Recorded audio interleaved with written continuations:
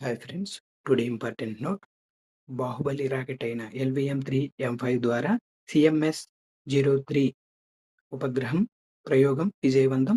C-25 cryogenic stage regeneration పరీక్ష కూడా సఫలమైందని, ఇది కొత్త టెక్నాలజీ అని ఇస్రో చైర్మన్ నారాయణ్ వెల్లడించారు. ఇస్రో చేపట్టిన CMS-3 ఉపగ్రహ ప్రయోగం విజయవంతమైంది. బాహుబలి రాకెట్‌గా పేరొందిన LVM-3 M5 వాహక నౌక ద్వారా ఇది నిర్దేశిత కక్షలోకి ప్రవేశించింది. తిరుపతి జిల్లా శ్రీహరికోటలోని సతీష్ ధవన్ స్పేస్ సెంటర్‌లోని రెండవ ప్రయోగ వేదిక నుంచి ఆదివారం GTOలోకి విజయవంతంగా ప్రవేశపెట్టింది. ఇది ఇస్రో నుంచి 103వ ప్రయోగం. ఈ శాటిలైట్ 15 ఏళ్ల పాటు కమ్యూనికేషన్ సేవలు అందించనుందని ఇస్రో చైర్మన్ నారాయణ్ వెల్లడించారు. 2013లో ప్రయోగించిన జీశాట్-7 ఉపగ్రహ స్థానంలో ఇది సేవలందిస్తుందన్నారు. LVM-3 M5 నుంచి CMS-3 ఉపగ్రహం విడిపోయే సమయంలో శ్రీహరికోటలోని మిషన్ కంట్రోల్ కేంద్రంలో ఉత్కంఠ నెలకొంది. రాకెట్ ప్రయోగం విజయవంతమైనప్పటికీ శాస్త్రవేత్తల్లో ఆనందోత్సాహాలు లేవు. అందుకు గల కారణం విలేకరులతో మాట్లాడిన నారాయణ్ దీనిపై స్పష్టత ఇచ్చారు. LVM-3లోని ఆఖరి దశ అయిన C-25 క్రయోజెనిక్ స్టేజ్‌ని రీఇగ్నైట్ అయ్యేలా తొలిసారి ప్రయోగం చేయడం ఇందుకు కారణమన్నారు.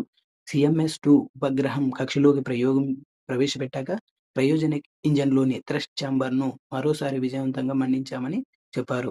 CMS-3 రాకెట్ నుంచి విడిపోవడం కోసం ఉత్కంఠగా ఎదురుచూశాం. ఆ తర్వాత క్రయోజెనిక్ ఇంజన్‌తో ప్రయోగం నిర్వహించాం. ఇది కూడా పూర్తయ్యే వరకు ఎదురుచూశాం. అందువల్లే మేము వెంటనే స్పందించలేదని తెలిపారు. భవిష్యత్తులో ఒకే రాకెట్ ద్వారా బహుళ కక్షల్లోకి అనేక ఉపగ్రహాలను పంపడానికి ఈ ప్రయోగం బాటలు వేస్తుందన్నారు.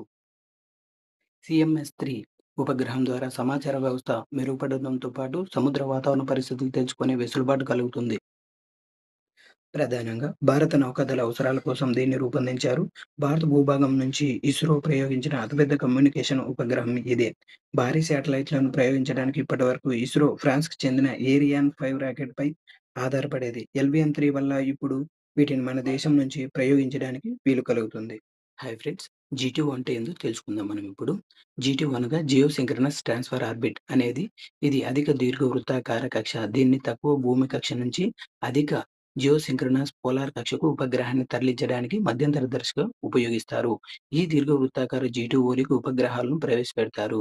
ఇది తక్కువ పిరేజీ మరియు అధిక అపోజీ కలిగి ఉంటుంది. అప్పుడు ఉపగ్రహం దాని స్వంత ఆన్‌బోర్డ్ మోటార్లను ఉపయోగించి దాని కక్షలోకి పైకి లేపి ఆ ఎత్తుకు నేరుగా ప్రయోగించినప్పటి కంటే తక్కువ ఇంధనంతో దాని తుది స్థానాన్ని చేరుకుంటుంది.